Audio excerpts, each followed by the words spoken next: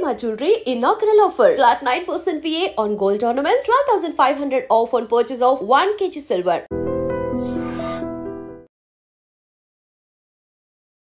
నిద్రిస్తున్న 8 మంది విద్యార్థుల కళ్ళల్లో ఫెవిక్విక్ వేశాడు ఓ తుంటరి విద్యార్థి. ఎంత హైపర్ ఈ అబ్బాయికి అని చెప్పాలంటే, అదే ఏజ్ గ్రూప్లో ఉన్న వాళ్ళకి ఏదైనా జరిగితే చాలా బాధపడతారు, పెయిన్ వస్తుంది.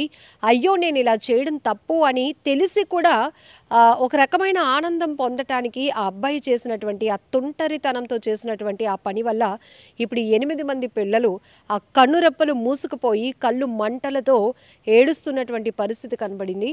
ఇమీడియట్గా అక్కడ ఉన్నటువంటి సిబ్బంది స్థానికంగా ఉన్న హాస్పిటల్కు తీసుకువెళ్తే ఒక అబ్బాయికి అయితే ఐస్ ఓపెన్ అయ్యాయి, కానీ మిగతా వాళ్ళకి పూర్తిగా ఓపెన్ కాని పరిస్థితి.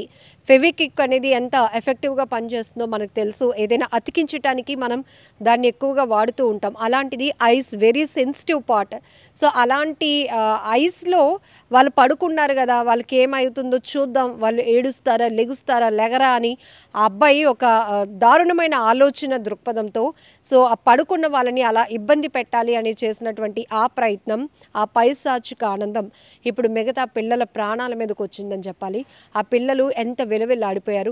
అసలు ఈ ఘటన ఎక్కడ జరిగిందంటే ఒడిశా రాష్ట్రం కంధమాల్ జిల్లా సెలాగూడలో ఉన్నటువంటి సెబాశ్రమ్ అనే స్కూల్ హాస్టల్లో ఈ ఘటన నిన్న నైట్ జరిగింది. సో అందరూ వరుసగా పడుకున్నారు. హాస్టల్ అంటే మనకు తెలిసిన విషయమే. మరి ఈ 8 మందిని ఆ అబ్బాయి ఎందుకు టార్గెట్ చేశాడో తెలియదు, కానీ పడుకున్నటువంటి ఆ 8 మంది కళ్ళు ఈ కనురెప్పలు ఓపెన్ చేసి ఫెవిక్విక్ వేసుకుంటూ వెళ్ళిపోయాడు.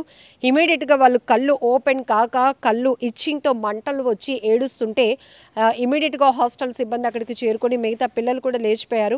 సో ఏం జరిగిందో చూసేటప్పటికి కొంతమంది కనురెప్పలు అయితే ఇక్కడ మొత్తం వాచిపోయి ఉన్నాయి. ఈ ఐస్ ఓపెన్ కాక వాళ్ళు ఏడుస్తూ ఉంటే ఏమైంది అనేటప్పటికి ఆ అబ్బాయి అప్పుడు ఒప్పుకున్నాడు, నేను ఫెవిక్విక్ వేశాను పడుకున్నప్పుడు ఈ ఐస్ అన్నీ ఓపెన్ చేసి అని చెప్పాడు. సో నిజంగా ఈ అబ్బాయిని ఎలా ట్రీట్ చేయాలో కూడా అర్థం కావటం లేదు. ఒక ఏజ్ వచ్చిన తర్వాత మినిమం ఈ ఇప్పుడున్న జనరేషన్ పిల్లలు అయితే చాలా ఫాస్ట్గా ఉన్నారు. సో పెద్దవాళ్ళు కూడా వాళ్ళ స్పీడ్ని అందుకోలేకపోతున్నారు. ఏది మంచి ఏది చెడు అనేది వాళ్ళకు తెలిసి కూడా కొంతమంది పిల్లలు ఎంత హైపర్ యాక్టివ్తో పనిచేస్తూ కొంతమందిని ఇబ్బంది పెట్టాలని చేస్తున్నటువంటి ప్రయత్నం వల్ల మిగతా వాళ్ళ ప్రాణాల మీదకి వస్తున్నటువంటి పరిస్థితి కూడా ఉంది. ఇక్కడ హాస్టల్లో అందరూ కలిసిమెలిసి చక్కగా ఉండాల్సినటువంటి పరిస్థితిలో ఏదో వీళ్ళ మధ్య ర్యాగింగా లేకపోతే ఏదైనా ఒకరి వల్ల ఇబ్బంది పడడం వల్ల ఆ టీం అందరినీ కూడా మనం టార్గెట్ చేయాలనే ఆలోచన తెలియదు, కానీ అలా పడుకుంటున్న వాళ్ళ కళ్ళల్లో ఫెవిక్విక్ వేయటం వల్ల వాళ్ళు ఎంత ఇబ్బంది పడుతున్నారంటే ఇప్పుడు ఇమీడియట్గా సిబ్బంది అక్కడ హాస్పిటల్కు తరలించగానే కొంతమంది పిల్లలకైతే అది ఒక లిక్విడ్ లాంటిది పెట్టి ఓపెన్ చేసేటప్పటికి కొంతమందికి ఐస్ ఓపెన్ అయ్యాయి, మరి కొంతమందికి కనురెప్పలు తెరుచుకోవడానికి కూడా చాలా ఇబ్బంది అవుతోంది. సో ట్రీట్మెంట్లో వాళ్ళు ఇబ్బంది పడుతూనే చాలా ఏడుస్తున్నటువంటి పరిస్థితులు కూడా కనబడుతున్నాయి. ఏదేమైనా ఇలాంటి ఘటనలు చాలా బాధాకరం. ఈ మధ్యకాలంలో ఇలాంటివి చూస్తుంటే ఎక్కువ శాతం పిల్లలు తుంటరితనంతో లేకపోతే పెద్దవాళ్ళు చెప్తే మనం ఎందుకు వినాలి అనేటటువంటి మొండితనంతో చేస్తున్న పనులు ఎక్కువగా మనం చూస్తూ ఉన్నాం. అది చేయకండ్రా అంటే వాళ్ళు వద్దంటున్నారు, మనం ఎందుకు చేయకూడదు, ఇదే ఆలోచన. కానీ వాళ్ళకి అర్థమయ్యేటట్టు పెద్దవాళ్ళు కన్వే చేయలేకపోతున్నారా, లేకపోతే పెద్దవాళ్ళు చెప్పేది మనం ఎందుకు వినడం, సోషల్ మీడియాలో మనకి అన్ని నాలెడ్జ్ వచ్చేస్తుంది, అన్నీ మనకు తెలుసు కదా, ఇంకా ఎవరు చెప్పినా మనం వినే అవసరం లేదు అనే ఆలోచనలో పిల్లలు ఉంటున్నారో తెలియదు. కానీ ఈ గ్యాప్ వల్ల చాలామంది పిల్లల యాటిట్యూడ్ అనేది చాలా డిఫరెంట్గా మారిపోతుంది.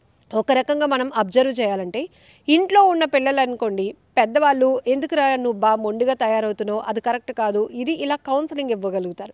బట్ హాస్టల్స్లో ఉండేటప్పుడు ఎక్కడెక్కడి నుంచో డిఫరెంట్ గ్రూప్ ఆఫ్ పీపుల్ అక్కడ ఉంటారు. ఆ పిల్లలు కొంతమంది అమాయకంగా ఉంటారు, కొంతమంది చలాకీగా ఉంటారు, కొంతమంది బాగా షార్ప్గా ఉంటారు, కొంతమంది ఇలా తొంటరి పనులు చేసే వాళ్ళు ఉంటారు. సో ఎవరు చేసినా కూడా చాలామంది ఇబ్బంది పడే పరిస్థితులు ఉంటాయి. కాబట్టి పిల్లల్లో చాలా వరకు మార్పు రావాల్సిన అవసరం ఉంది.